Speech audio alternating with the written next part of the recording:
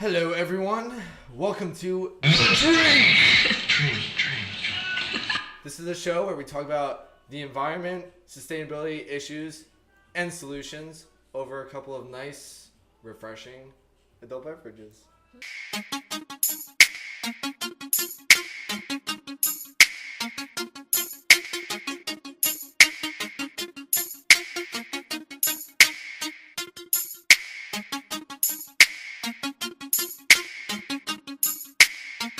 Yeah. Right there. Welcome to the show, everyone. Thank you for joining us. Ted Kaiser and the wonderful Ashley Leon. How you guys doing today? Great. How are you doing? I'm doing fantastic, dude. No, I'm doing pretty well. Thanks, man. How are you guys doing on this fine, lovely day? St. Patty's Day. Happy St. Patty's Day. Yes. It's St. Patty's And you're all time dressed of in year. green, Yeah, which we love. Yeah, it's a little wrinkled shirt, but That's all right. whatever. Oh. It's all good. I was trying to make sure that I was in green today, even though it says Kane Earth Science Club on it, so shout out to them. But yeah. So so Ted, I wanted to, we were talking behind the scenes a little bit about what you do a little bit. So tell us a little bit about yourself. Introduce yourself for everyone that doesn't know. And as you do that, I'm gonna make your drink. Okay. So I'm the owner of Dock 7 Materials Group, and basically we do plastics recycling. So we are mostly doing a type of plastic called agricultural plastic. We do a little post-industrial and post-consumer plastic too. But people don't realize that there is a lot of plastic used on farms. Basically, there's about 1 billion pounds of plastic used in the U.S. alone every year. Plastic on farms for irrigation. That's a really scary number. Yeah, it's a huge number, and Yeah. also that's What only was used that number? 1 billion pounds per year, Okay. and only Jeez. that's every year it's used and disposed of. So So it's not even recycled anymore. a small percentage is recycled, less than 10% currently. Oh my gosh. And so Less than 10, right? You said? yes, less than 10%. And so what we do now is we kind of do two things. One is we recycle it on a subcontract basis in Southeast Asia with several recycling facilities. And we also sell through some other recyclers. So we brokerage out some of the ag plastic. Oh, cool. And we're doing more and more of it, and we're looking at doing some other projects for it in North America as well. It's recycling here instead of overseas. But what's essentially, the it's- cost for that to get it overseas? Well, is it even? It's worthwhile to do so now. It's cheaper to process it over there than it is here. That's starting to change a little bit as time goes on, but shipping costs to get it over there. There you go, sir. Shipping costs to get it over there are relatively inexpensive, so it's combined with the labor costs over there and everything, it's a little bit cheaper to do so overseas right now. But That doesn't sound like it would make sense. Like it would be cheaper to do it over there and ship it, and we could just do it here. It doesn't. Because I've shipped myself to Europe and it wasn't cheap. Well, Like- it's more expensive to ship you to Europe than Yeah. it is to ship a container load of plastic to Asia. From California to Asia, it only costs about, depending on where you're going, anywhere from $350 to $700 to ship a full container load of plastic. And how big is the container? So a container can hold, just to on put it in average, perspective. 40,000 pounds, 18 metric tons. So it's a 40-foot high cube container that you would see on the back of a truck. Oh, like Yeah. Going on the highway or whatever, like Yes. that. Oh Like my the god, car. that's a lot of waste. Damn, man. Yes. So, but what we do is we turn it into recycled pellet, which can be used into a number of different applications, including recycled bags, plastic decking, piping, all different applications. So it does get recycled. And there's a lot of debate. People want to debate whether recycling is good or not, but it does have a big difference on emissions and climate change versus using new plastic. So if you were to make a bag out of recycled plastic versus making virgin plastic, it's like a 30-40% reduction of emissions from making a recycled bag versus a virgin bag. Has anyone kind of adapted that method of plastic or anything like that? Like you said that there's a 40% decrease, or So it's just talking about the emissions to make one bag. So your total, like environmental cost of making one bag is less for making one recycled bag than it is for making one virgin bag. So recycling does have its benefits. Plus, you're taking the waste that was there, which would otherwise be, the agricultural waste. It could be landfilled, it could be buried, and it could be burned. Those are their options for disposal. buried or burned. Either So- one doesn't sound good. No, but not that's like that's like voting for a president, taking lesser of two evils if you have to do it. Yeah. Anyway. It's a lot of it gets burned, even though there's anti-burn laws in some places, because the farm is so far from anyone else seeing it, they might just burn it up, because what other options are there? You could go and truck it to the landfill, but that's expensive for the farmer because you have to truck it there, and then you're paying a tipping fee at the landfill. Like, what kind of exact waste are you talking about? So So if you've ever, you're from Pennsylvania, Yeah, right? So you've born seen and raised. probably the hay wrap bales on Yeah. hay out there. Yeah, all the time. Or the big grain bags that they use, not as much in Pennsylvania, but other places they use that. They use little tubing or tape for irrigation. So all that stuff is used on farms. It's funny because it's not something you would normally think about as being like a waste product. Like I'm not a Right. farmer, but yeah, now that you mention it, Clearly, it makes, I'm not. I'm not doing well in the farming biz. Well, so. those little marshmallows that you see in Pennsylvania, they have to be thrown out after the year. Hey guys, really quick. Oh, yeah, To the okay. drink. Cheers. To the Cheers. drink. Thanks for Thanks coming out, having guys. us. How are your drinks? Very good. Really good. Good. Awesome. You've succeeded in making a Bloody Mary, and I'm happy about it. What's up? You've succeeded in making the Bloody Mary. I like it. Oh, thank Really you. good. I tried my hardest. I did it back behind the scenes because I was so nervous. But anyway, so yeah, because just going back to the whole irrigation and plastics and stuff like that. That brings me back to when I was doing the video for Caner's Earth Week, and me and my buddy he was flying a drone. I was filming on the ground, obviously, and everyone was planting I think it was a small strawberry patch or something like that, and they had the rows Yep. of the area, but it was covered on top. The top layer was plastic, The and I was plastic mulch, yep.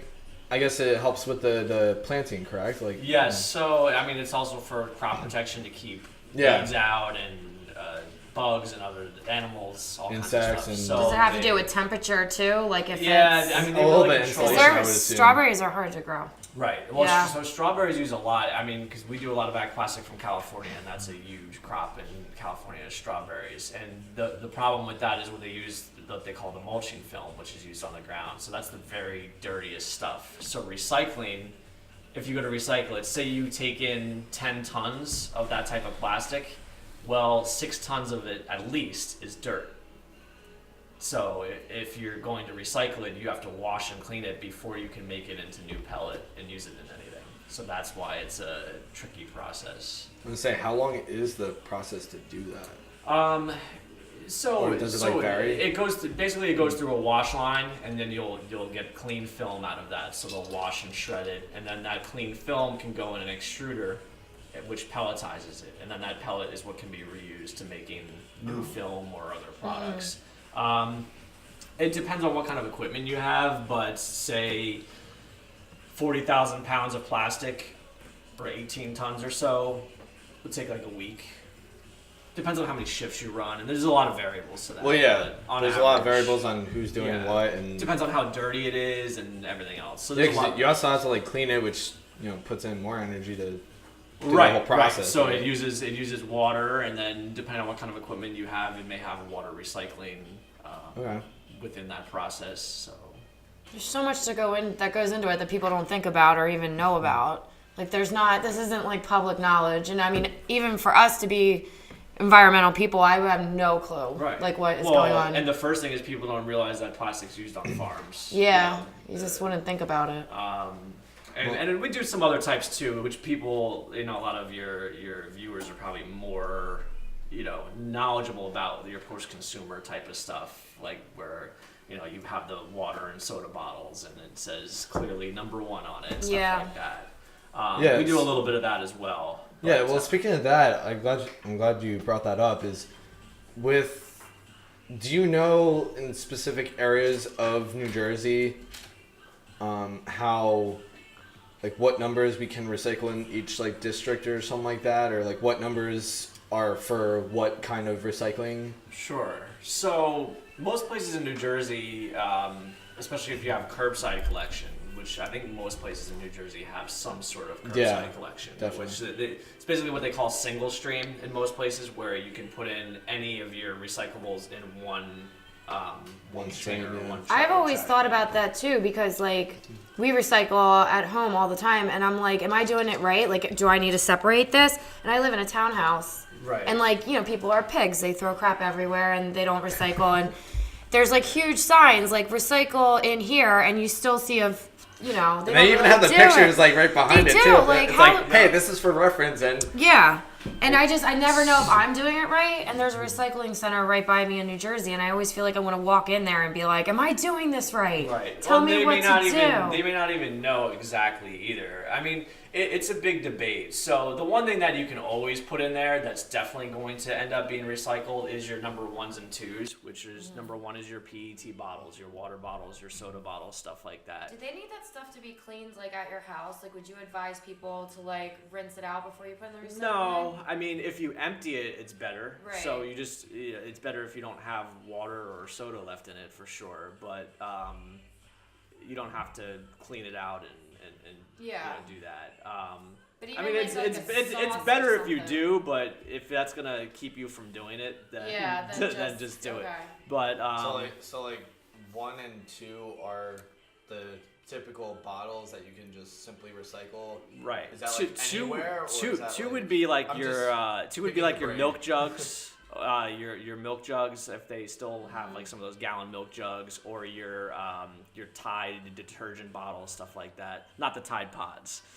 Oh, yeah. I know that's a big thing lately, but well, they're just so cool to eat. So right. like, why would you recycle? Apparently, I don't think the big plastic containers are as cool to eat. Yeah, as they're the not. Tide They're hard to Pods, get down. but yeah, those are very recyclable. Okay. Now there's other stuff that goes in there too. Well, some of the paper and cardboard is also recyclable. Well, yeah. But a lot of people, it gets muddy from there as to what can go in. Why are pizza boxes not recyclable? It's mainly because of the contamination on it. So you're gonna have like greasy cardboard. Like the grease, though. Well, not really the wax paper, but like the grease and like the like the ink that goes on the box, or is that just irrelevant? The ink's not a big deal, but then for cardboard, once it gets wet, it's downgraded. So really? Not that it can't be. Yeah, I feel like it almost has to be in like mint condition just to be recycled. It's like, I mean, if you empty it, my neighborhood are throwing their Amazon boxes, into like the recycling area, but they don't actually put them, and then it rains.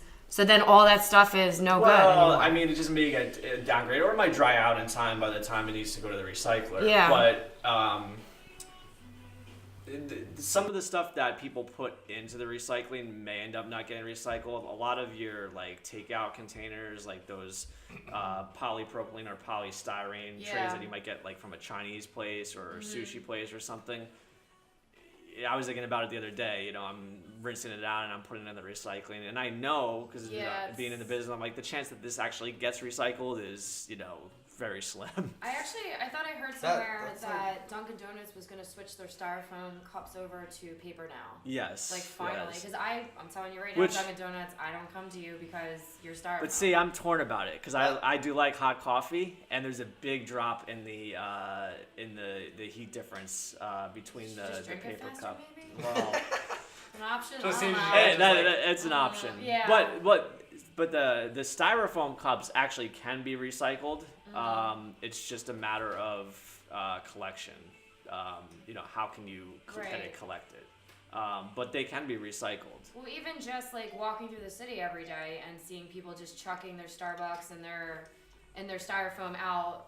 And when you go to Europe, they have like the trash cans are different. In New York, it's just a basket, with the Oh, homeless guy like in New it. York and some of New Jersey is doing it now, where it's like you said, it's like either just a plain trash bag and Right. you just put everything in it, or it's like recycling and trash. Which is Yeah, kinda and then cool. you still see the idiots chucking their water bottle in the trash when it's like, hey, please recycle right here. Yeah, it's right there. Just Right, put it like, right I- there. That's the Yeah. one thing that grinds my gears is when I'll just be walking and like it's such a nice area, and next thing you know you have like a fireball pint, a vodka pint, whatever, just like laying on the ground. I'm like, Yeah. there's trash. Like, how many- There's like How recycling many and people, trash. first Like off, how many people are drinking outside? Like, you don't have a house or somewhere to hang out at or a bar, or you just, like, even in my neighborhood, I don't no, know but why it's there's just so much lazy. liquor. It's Yeah. just like take the extra 2 seconds out of your day and just throw it away. Like, granted, I'm not saying, like you said before, it's not everything's gonna get recycled or reused or whatever. Well, speaking of reuse, we'll touch on that in a second. But what I'm saying is like just we're part of this environment. You're not even the environment, just the area that you live in. Like Right. when you guys came in, you guys were like, "Oh my God, this is such a nice neighborhood." I'm like, "Oh, thanks," but clean up after yourself. Yeah. Or what we say at Clean Water Action when we're done canvassing and stuff. Clean up the bird. What is it? Leave the bird better than you found it. It's not your Yeah. bedroom. You're right. So something like that. And it's true. It's just like smaller scale, but if you Right. just take that, it's the same thing. I think it's you know? I think it's a part of everybody's responsibility as a human being to like clean up. Like even the people that walk in my neighborhoods, they walk right over the trash, and I'm like, even though you didn't throw it down, you got to be part of the solution, not part of the problem. You can complain about it, or you can just pick it up and like, is it Be really the that solution. hard? Be the solution, not the pollution. Like every day I get off, I started actually this week, I did a test. I got off the bus with a bag, with a plastic bag, and I walked from the bus to my house, and I cleaned up literally a trash bag almost every day of trash. And I did it I am all not last surprised. week. Because I was so motivated because we did that beach cleanup, Aw, and I was yes. like, yeah, keep it going. And I was like picking up, like you said, liquor bottles and like Wawa and the most I find is like I just like don't understand. vodka little pints Yeah. or like the fireball shots. I just don't understand. Shooters. I'm like, It's just like a little personal responsibility. Just Right. take It really It's is. not a big deal. Like, and granted, I'm not saying like we're just discussing all these problems, but it's we're discussing the solutions too. It's a really simple solution. Just throw it the hell Right, away. because It's like you said, that- even if it doesn't get recycled, at least it's gonna go somewhere where it's gonna be handled and landfilled at least, which of course landfilling isn't the best Right. option for this stuff, but Like, that's what are we better gonna than it do when just we run sitting out of out there. room? Like, what are Well, we that's gonna already do? happening. I was gonna say we've already passed that. point. Are we at the point where we're shooting trash into space because we don't have any room for it here? No, like there's multiple ways to look at it, right? When I look at it and I see ag plastic or I see other plastic, I look at it not as waste, but I see it as a resource. I see it as, money basically. But it's still, that doesn't mean it's still not a challenge to how do you collect it, get it to where it needs to be for being recycled and do that process and do it profitably. Because that's the whole thing with the recycling, right? Is Well, what would you? it has to be profitable, or at least not lose money for it to work. Well, yeah. Unless Break even or make profit. unless the government is supporting it, and for the most part, the government does not want to subsidize recycling. Although some of that, like you said, if landfills are getting full, some of those places that have landfills may be a little more willing to do something for Well, it to let me be diverted ask from you this, landfill. Ted. 10 and 10. 10 10 squared. Yep. What would you? Because I've heard that through the organization that I work for, and just just through Grapevine and stuff. Would you recommend recycling or reusing? Instead of like recycling the material, would you rather just Or just reuse not using it at all. Like water bottles, like you can go get. We'll get So- reusable water bottles instead of the plastic ones. Right. Or just, when you're done with a certain container, a glass or, a bottle or whatever, Right. or even Tupperware, don't just throw it out, like reuse it for something else. And We're then trying something to else. get Or to some, the you know what I'm saying? point- Like, yeah. what would you guys think? Well, I think personally that we're trying to get to the point where I'm not even buying it to recycle it. like we're eliminating like all waste, like the Zero cloth waste bags. storage. Yeah, like we're trying to get to that point where it's like I don't have to recycle because I never bought it. The only thing is that it actually takes less to make like the individual plastic bags than it does for one of those cloth bags. So I don't know exactly what the breakdown is, but you could have a lot of the plastic bags and it's actually less in terms of global impact than one of those cloth bags. So it's a really blurred line where this is the big debate with the whole bag ban, right? Well, should we ban plastic bags or not? So part of that debate is A lot of places charge for them now too. right. Like So 10 cents. part of it is I thought you got a discount for the plastic bag, like You do some stores, but like I know in Iceland, like when we were up there grocery shopping, they would charge you like 5 just cents for Iceland, a bag. yeah. Sorry, California that does too. happens. It's just kind of interesting to see how other No, we're countries are interested. You're like, handling oh, I it. was in Iceland, but When I was doing grocery shopping in Yeah. Iceland. Well, other countries are far More- ahead of U.S. Right. in terms of Oh, yeah, for recycling, sure. Oh, and yeah. it's partly because their governments are a little bit more proactive and I was gonna say proactive, pushing it. open-minded about it. We can go a lot of places. with this. There's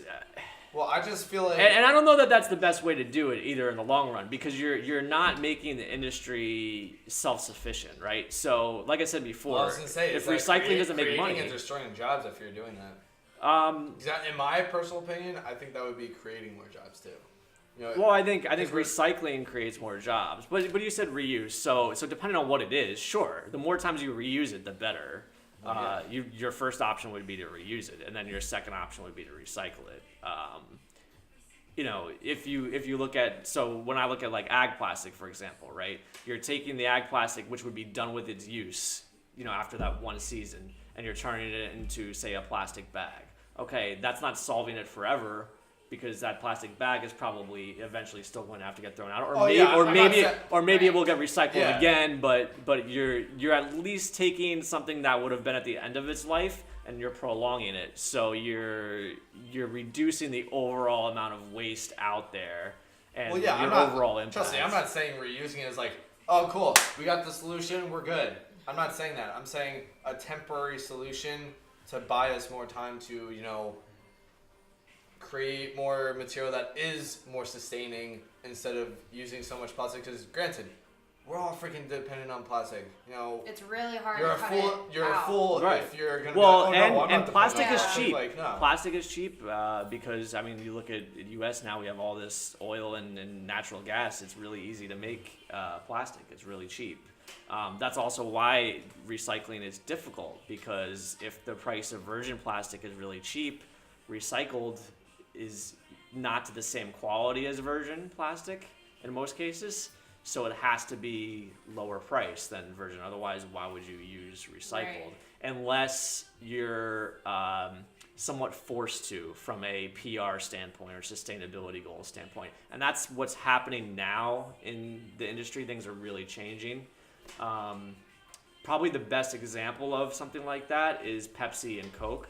For their bottles, they have to have recycled content. Yeah. If they had a bottle that didn't say if they didn't, made, their sales would go down of course, way quick. so they have to. So for that type of they're plastic, adapting the whole sustainability look, so obviously they stay in business, which is totally yes, it's awesome. And so they have no choice but to buy Hey. recycled plastic. And the good thing about that is, for that type of plastic, that price can be the same as virgin, and in some cases even more than virgin, because they have to use it. They can't not use it because of PR. And that's going to start to change with some of your other materials too. I think we'll start to see that with like plastic bags and retail bags, where companies, your stores, say you go to the Gap, right, and they have a bag. Right now it might just be a regular bag made from virgin plastic.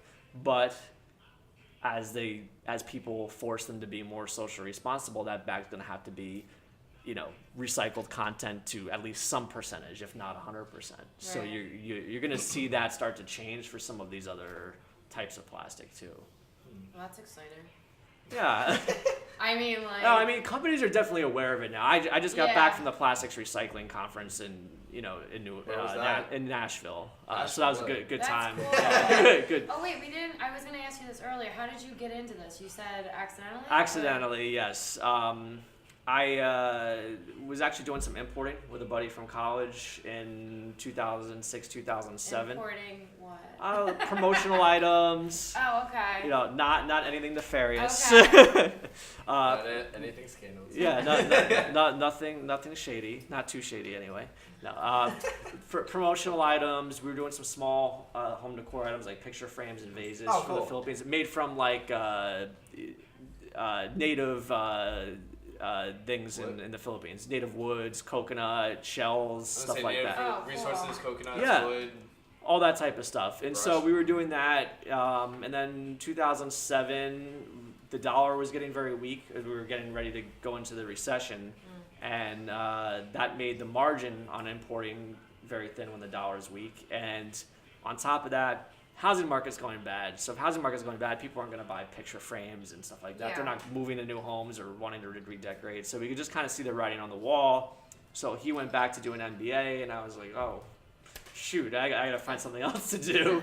And in doing that business, I saw a lot of companies overseas in Asia in particular looking for certain types of scrap plastic. And I was like, what, you know, why not? what is that? Right. You know, and I looked, I'm like, oh, it's trash. I'm like, well, I could ship them trash too. I mean, I live in New Jersey. We have plenty of trash. A lot of guys in trash right now. So that was basically You remind me of the show American Pickers. What they see in trash, I see as dollar signs. Well, and I mean, it's true. No, he's it's absolutely just funny right. yes, it's just funny. That's awesome. So that's how I got into it. Yeah. So you and then, literally are like a trash man. kind of, yeah. And then Yeah. over that title actually. Sorry, I don't know the lingo. It's proper. Well, and then so over time got into specific types of plastic, you know, and then in particular the agricultural plastic, and that's really what's changed because more places have the ability to process agricultural plastic now from a technology standpoint, wash the plastic, clean it, make it into a good pellet. And the one beneficial part of agricultural plastic, even though it's very dirty and a lot of moisture and contaminants, is that you have all of one type of plastic. So, you know, say you're shipping it from Pennsylvania and you're getting all one type of film, that's all the same type of plastic. Versus if you get a lot of these consumer type of plastics, even when they sort it, you might have contamination in there. So someone's got to be, you know, at the process, like, hey, seriously. this piece can't go in the machine, this piece can, this piece can't, and that's where your labor costs go up and your labor expertise is an issue. So like how where is Dock 7 Material Group located? I mean, so I'm in New Jersey, but if they want to like get more involved with what you're doing. Well, sure. Anyone can always reach out to me, you know, by email, or they can go to, you know, the website is www.dock7.com. That's DOCK, the number 7.com. A lot of people always want to. Easy to remember. Well, a lot of people always want to. A lot of people always want to spell it DOC7.com. Because people are lazy and we're shortening like everything. like I'm a doctor, but I'm definitely not a doctor. You don't even have conversations anymore. You just send an emoji. Totes. Yeah. Or they even abbreviate the word abbreviate. Yeah. Yeah. No, I'm totally abbreviate. Well, they do Like have that, recycled emojis. So. Oh yeah. That's really cool. It took me forever to find the recycle sign the other day. I was like trying to Instagram and I'm like, where the They have hell a is couple this? of them, I think, now. Nowadays. I just found the green one in the back. It's like on the last page. I was like, this should be on the first page. Or maybe I just need to use it more so it gets bumped up to my favorites. Yeah, that's what you gotta do. Yeah, that's the solution. That's awesome. So yeah, and ag plastics are a little bit tricky because it's a logistical challenge. Are 'cause you you're saying going ag like AD? Ag, AG. AG. AG plastics. Is that Agricultural. short? Okay, got it. Yeah. See, we're shortening See, it. I'm abbreviating. Yeah, you're Abbreviating. breathing. Totes, dude. Totes. Totes. Yeah.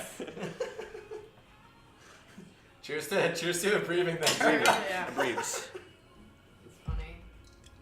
So, like, how big is your company? Like, how many people work there? Like, So I have one full-time assistant, and I have 2 people that work for me on a contractor basis so doing it's just sourcing. the 4 of you guys recycling New But I Jersey? also have so we process it in Southeast Asia right now. Oh, so right. I have a a partner in Singapore, and they handle a lot of the processing side of things. So we subcontract that there. We also just sell the plastic to some recyclers too. So it's a little of both.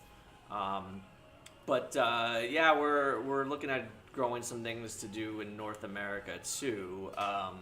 As there's a lot of changes in the industry, aside from kind of what I said about the companies pushing to be more sustainable for packaging and things like that. They also banned scrap from going into China recently in the past year. It's so much and China was the number one buyer of scrap from the U.S. Really? All types of scrap. Actually, I'm talking totally metal, paper, plastic, everything. Because they need on the one hand, they need the resources to make new products, new materials, but they banned it and put restrictions on it to the point where it makes it almost impossible to ship most types of scrap to China, and that's had a gigantic impact on the industry because that's where most of it was going. We actually weren't really doing much of any to China. It was mostly going to Southeast Asia. So we were, already prepared for that. But now a lot of Chinese companies are trying to relocate to Southeast Asia. A lot of places in the U.S. that have their recyclable plastic, like the stuff that you guys put in the bins, some of it has no home right now. So it's just sitting there, and it's some of it is finding homes slowly, but it's taking time for other places to get the capacity to absorb what was there in China, because China was by far the largest buyer of that. And there is some domestic capacity for certain types of plastic, some more than others, but that's been the biggest change in the industry in the past year.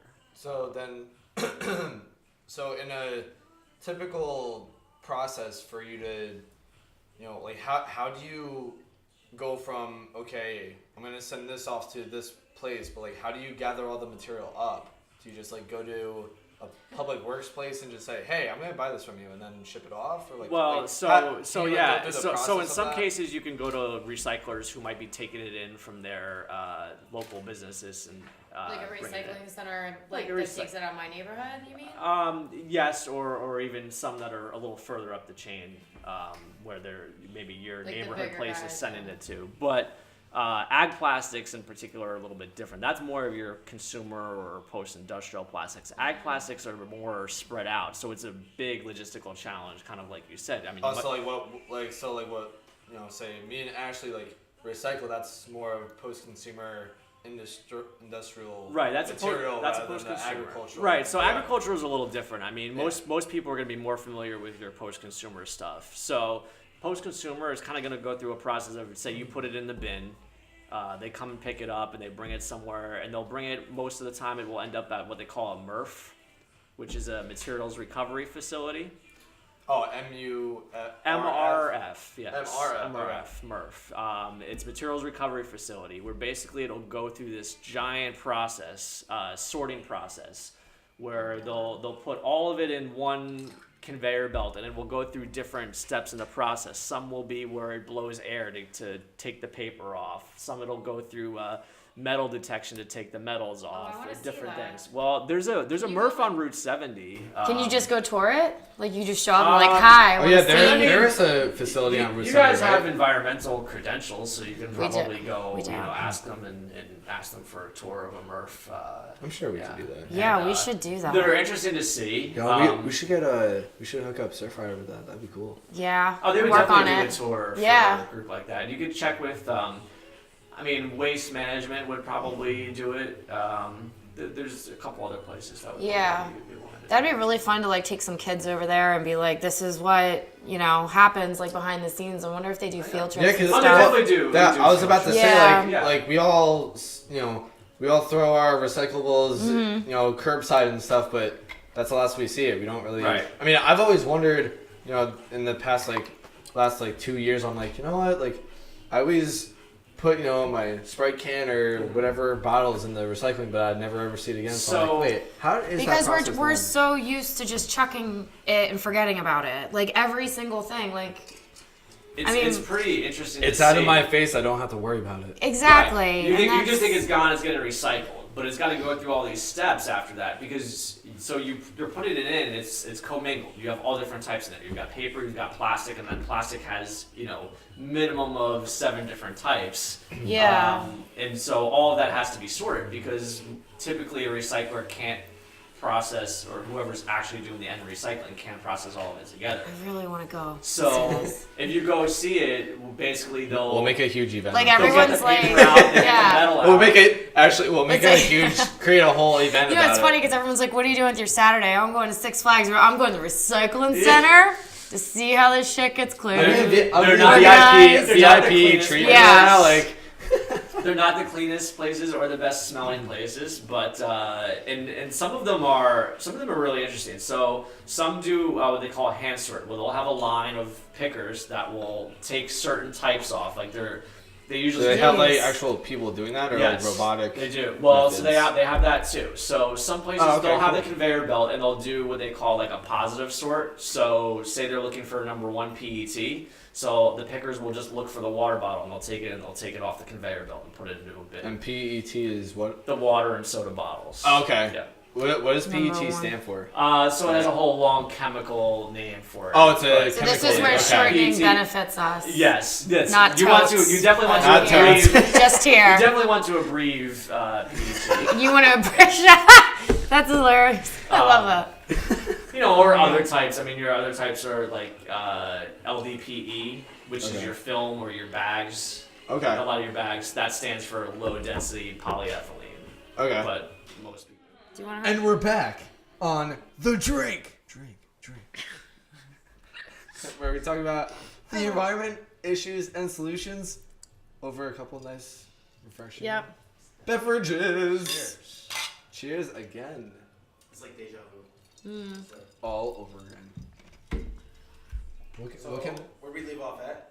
Korea? So we left Oh, off God, at so we left off at Koreatown. Shit.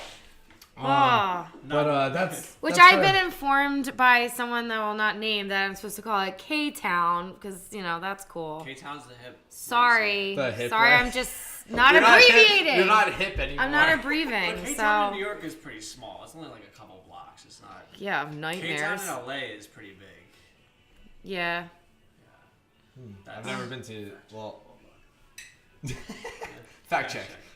Fact check. How long is K-Town?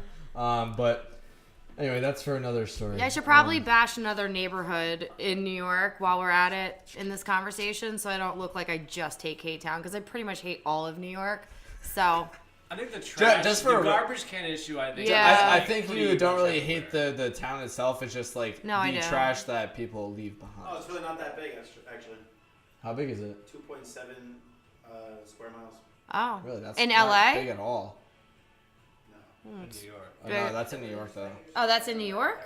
It's 2 miles in New York. I'm surprised it's Wait, even wait, that wait. much. No, that is in LA.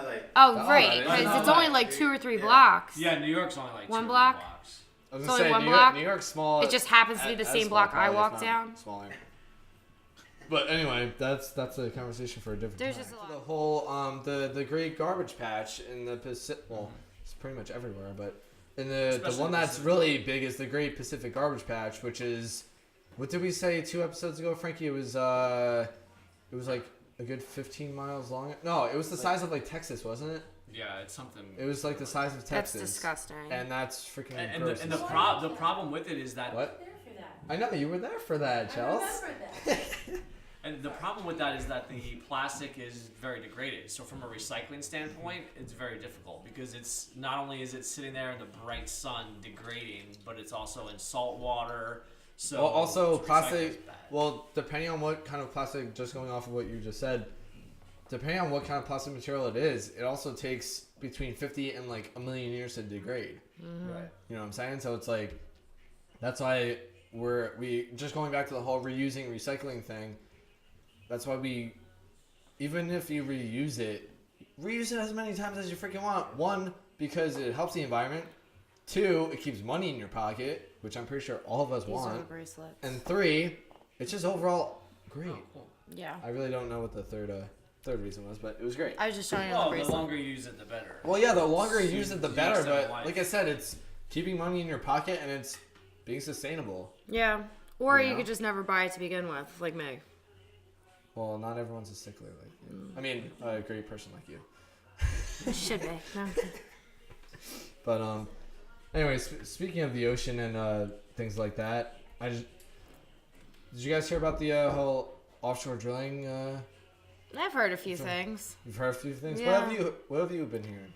Well, I'm just hearing what Surfrider puts out, but I'm being really sorry, Surfrider. I'm being really bad at following those emails right now because I've just got a lot going on. So Just I like actually everyone. I need to get updated. I'm just gonna be honest about it. I Okay. do not know what's going Well, on. I appreciate your honesty. Well, that's why I'm here, Yeah. right? Yeah. I mean, What have you? For what have me, you heard? I don't know much about it at all. The only thing that we deal with is for fracking, we'll recycle the water retention pond liners that they have on those sites. Oh, really? Yeah. So What exactly is the that? pond liners, it's a plastic, so they have they have water where they use fracking, and they have a big giant pond, and that pond is lined with plastic to keep the water from seeping into the ground because they need the water. So it's lined with a real thick type of plastic, either HDPE or LDPE, and that all those plastic- words we just learned. Yes. Yeah. Yes. That plastic can be recycled, so we'll recycle that type of plastic too. And long does I was that- even telling you about the koi ponds or whatever, and Yeah, that's it- like the same kind of liner. Like I They guess. probably have it's probably the same, or it's definitely some kind of plastic. Yeah. But it's interesting to know that even stuff like that is recyclable. Yeah, Because I didn't know that till now. it is. It's not. It's the same thing though. It's not easy to recycle because it's still dirty and wet, and it's a logistical challenge to get it there. But that's the only thing I know about the oil drilling drilling. and stuff. Well, So Ted's just so gonna you guys update know, us. Yeah. no, I know a fair amount of information actually, just from interviewing John Weber from Surfrider, and also Clean Water Action is pretty involved with it. So I've been canvassing to get people involved in it, and I just saw an article in the newspaper about it too. So what they're trying to do with the offshore drilling is they're trying to massively expand it for one, and they're planning on covering 90% of our whole entire nation's coasts. So the offshore drilling in the Arctic, the Pacific, Gulf of Mexico, and the Atlantic. What's there already, they're just trying to expand it. And I don't know if you guys remember the famous historic BP oil spill that spilled all in the Gulf of Mexico, and then the currents brought it all the way up to Yep. us. We're fighting to prevent that from happening, because if it was able to spread all the way to us, go all the way around the Florida Peninsula and then come to us, you can only guess on how the damage Yeah. going to New Jersey coast is going to be, even if it's leaking right in front of us, like right in our backyard. So federal jurisdiction is between 3 and 25 miles offshore. So I don't know about you guys, but I'd rather see, an offshore wind turbine creating electricity rather than a freaking huge oil rig and watching like my niece and nephew playing in the water, and all of a sudden they they're coated Wow. in like oil from past spill. Even like, a those few weeks ago. like poor pictures of all those animals that they're cleaning off. Yeah, but you know? exactly, like that's what I'm saying is that I've been getting so many residents Yeah. involved with Clean Water Action, because there's a 60-day public comment period going on, and to get involved, just so you guys know, go to cleanwater.org and you can get involved that way. Just look for the offshore drilling tab or the page and get involved there. But also, yeah, write letters, get involved, the whole nine. And it sucks because they think that there's so much oil out there, which if we're lucky, maybe 2 weeks worth. Yeah. 2 weeks worth. But to do all the development, get everything, T's dotted, the T's crossed, all the 9 yards to, get the whole development going, the momentum and everything, that's going to take a few years to do. I mean, that's from what I've heard, but it just doesn't make sense, because on top of offshore drilling that we're trying to get past, well, they're trying to get past, let me say, we also there's so many people that I've even come in contact with that say, hey, why are we doing this when the Shark River or the Navasink River or any river on the East Coast, it's freaking dirty as hell. You're disgusting. You know that for the past 20 years, all these small water bodies are still freaking dirty as hell. Mm-hmm. But no, you know what? Let's go offshore. Where it's less dirty. Some of that is from the infrastructure stuff. I mean, I know the Navasink. The one thing they talk about is like the runoff or the sewage, like the pipes that are leaking or whatever. It's like, well, we can't figure out how to get these pipes fixed, or we don't, invest in getting these pipes fixed. I don't know. Some of that stuff is... It just mind boggles me because a lot of... Well, one of my friends, Alyssa Bradley, that was on the show, one thing she said is cash is king, man. It's always going to be. So I quote that, but it really is. Like, a lot of these, But the one thing that I don't understand is that a lot of the land a lot of the water land that's already out there that they're trying to massively expand on, it's permanently protected land. It's publicly owned, but permanently protected. And a large part of our revenue for especially New Jersey Shore, a huge tourism attraction. Yeah. Do you know guess how many jobs are supported by tourism? I couldn't even begin. A lot. I couldn't even begin. I don't have the exact number, but it's a little over 321,000 jobs. And that's just like the 3 months out of the summer. And that's only the 3 months out of the summer, And yeah, because as soon as the summer comes and goes, everyone's at the Jersey Shore. Everyone's going on the rides, whatever. And that's why Sandy... Tysee's, Island Beach, Barnegat Bay is flooded with boats. But then that's after Sandy. Not only did it do damage to our houses, but it wiped out our shore and tons of businesses lost the famous so casino much. pier, half of it's gone. Right. And, not to mention the surf sandbars are gone. So it's kind of funny because, we can't prevent natural disasters from happening, but... No, but we Why can do we have to shoot ourselves help out and not, transition to some things, renewable energy. Anyway. Yeah. Anyway. But no, it's just it's disgusting because you see there's a saying, what you do to the ocean comes back on your dinner plate. Mm-hmm. A lot of people like sushi. A lot of people eat seafood. I'm not saying everyone, but a lot of people do, and just like how, Ted, how you collect plastics and stuff, and other organizations collect plastic and remake it into something awesome, like For Ocean, the bracelets, or devoted to the ocean. I follow them on Instagram. Yeah.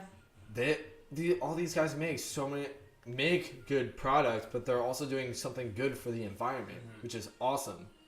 So why are we trying to damage more environment when we could help it? And also the oil companies or whoever wants to buy the leased up land, why can't they kind of start transitioning to renewable energy or something like that? I'm so glad that I got to talk to you because I'm in an industry that does not give a flying shit about anything. You're in the fashion industry, right? Which I follow the worst. I follow so much waste. Have you heard of Fashion Rev on Instagram? Probably. It's like Fash Rev or something like that. Or no, it's called Fashion_Rev. Shouting them out. They use plastic materials and make them into clothing. Oh, I'll look at that. Yeah, check it out. But that is the end of our show. So thank you so much, guys, for coming out. Thanks. No, this was an awesome. This was an awesome show. Thank you so much. We could Ted, probably talk for another 5 hours.